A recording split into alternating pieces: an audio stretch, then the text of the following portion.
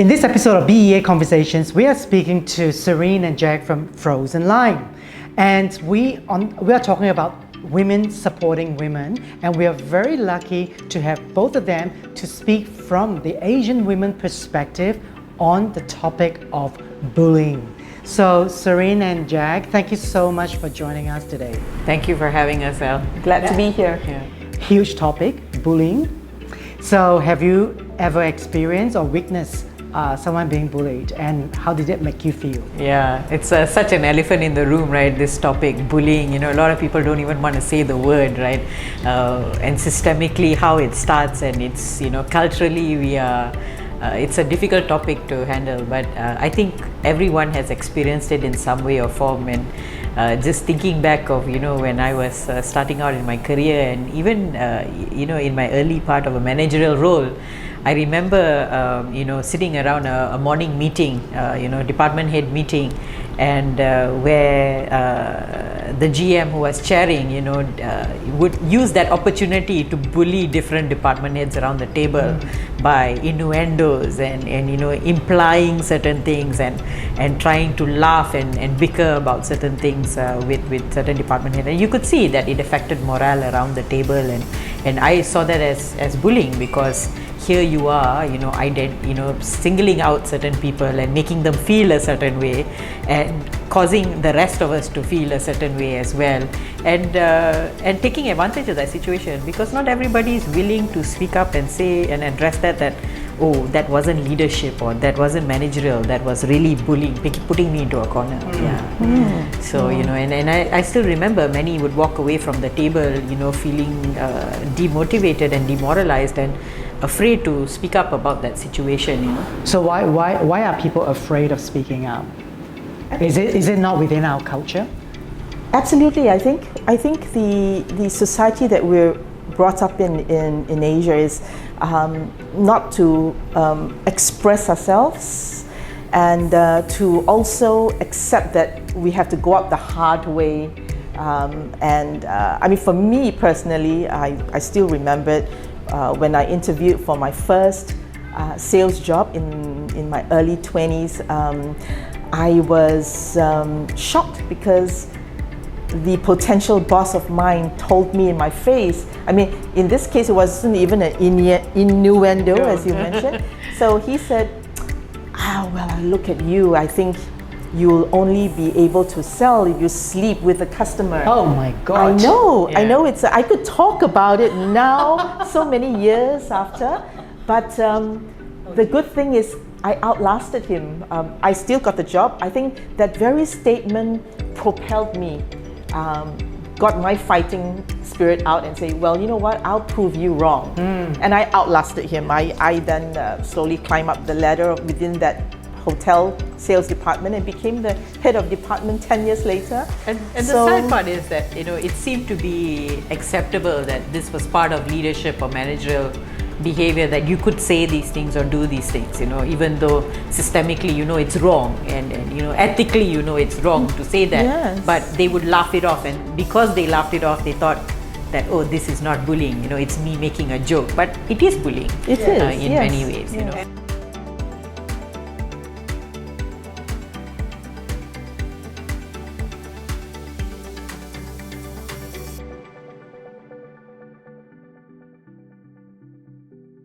So somewhere along the line, the tracking process, wouldn't it be in the first few instances when you experience that, would you encourage other women who experience that to raise the issue with the person who did that to them? I think it really depends on the individual, and what is their comfort level here we're talking about. First of all, if you are not comfortable, always seek a third party to be involved in it, so that you can clearly advocate what it is that you're trying to get across and what has happened, and be able to have a neutral party to be able to mitigate it. Because if one personality is stronger than the other, then it will overpower, and then you may feel that, oh, you're getting stamped on again, which is the last thing you want to have happen to that person, whether it be a female employee to a male boss, or a female employee even to a female boss. it does happen.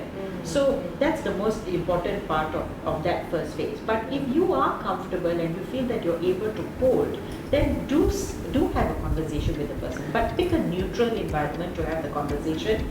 Use it as a reflective mode in that conversation to clarify what they meant in that conversation, because a lot of times people don't even realize they are doing it. And it could have been implicated as more as a joke, but actually came across as bullying. Yeah. But once people are aware, as an individual, you're aware that, oh, this can make someone feel uncomfortable, there can be self-reflection and that individual could stop doing it. So I would say that it comes back again to you as an individual, how comfortable you feel about talking about that.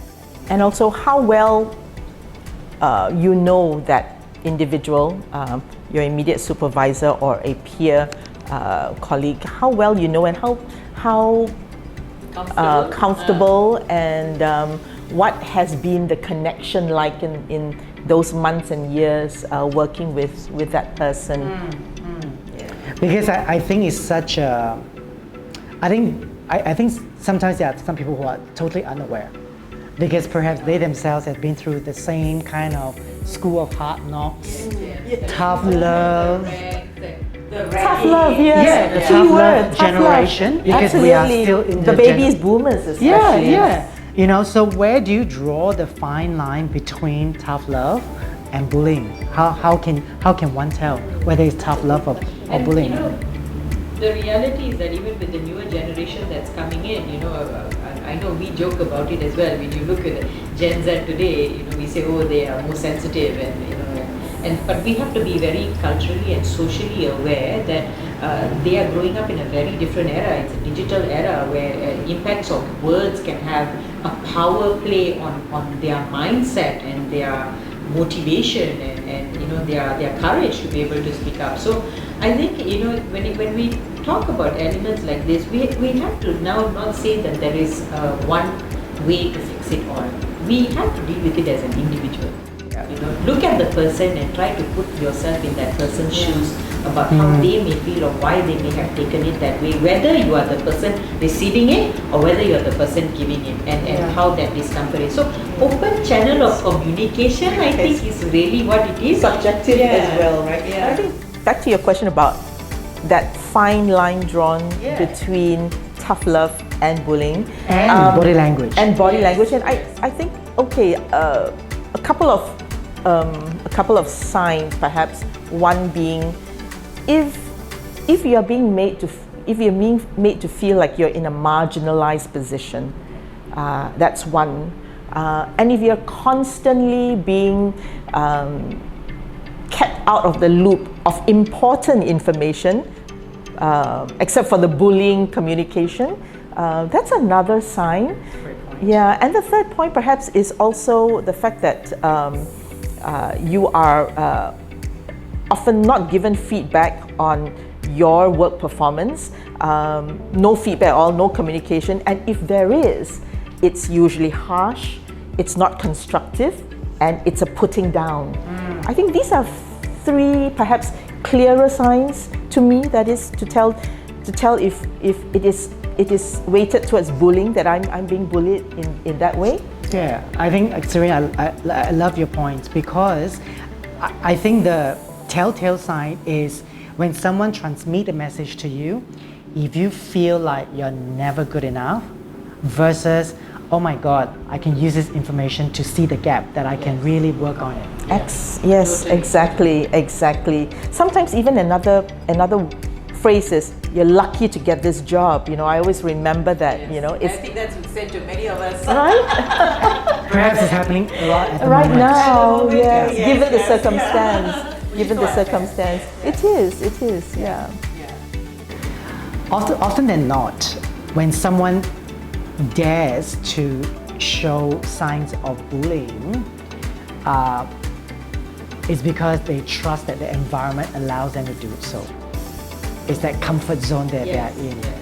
And that often also the fact that that person at that point in time could not manage frustration, could not manage the stress level, or just could not manage customers' pressure. And that expressed as as whether harsh words or unfair and things Making like that. someone else the punching Yeah. bag in a way. Certainly, because I think if you are a leader, you're trying to hold hands, you're trying to make sure that everyone is going along the same direction. There will be miscommunication along the lines, but I think that clear stop for a moment. Yes, work is important, but work is not our lives. We have our lives. There's a lot more to living other than working, and just have that conversation. Perhaps then it will not snowball to some unimaginable outcomes. And this is a great point. It's really important for us to have other outlets besides just our work environment.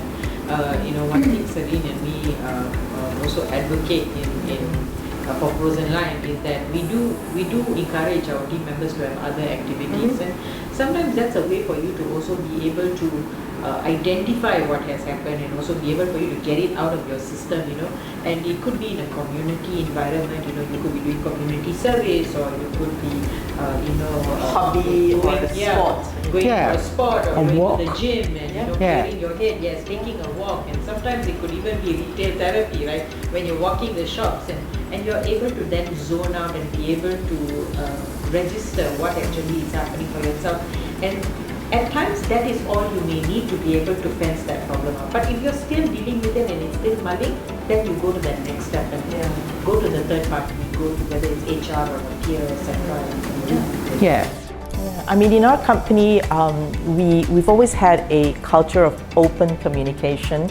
So we would set aside a time, have our office door open to encourage employees, even the most quietest one, to come in and just have a chat. Encourage them to open up, bounce off ideas, discuss issues that's bothering them, and come up with solutions. And we always say no idea is a bad idea. There's everyone to throw their thoughts and inputs into a hat, and we found that with that we then eliminate that mindset of fear. Again, another thing about being Asian, fear has always been used as a way to control, and because of fear, people don't speak up. So we I think have a certain amount of success in getting that culture across, and we find that our staff from Gen Strawberry to millennials openly discuss and talk, and some great ideas have sprouted out of this culture we created. And as leaders, we have to always remember that we set the tone. So when we are grumpy and negative, it just flows down, and there's no constructive environment to work in. As the office environment is really, really important. But surely we must allow leaders to feel frustrated, to be in a foul mood, or whatever the conditions are. Those moments, but you've got to make sure that you're picking the right environments for that Exactly. stress relief or that let out, right?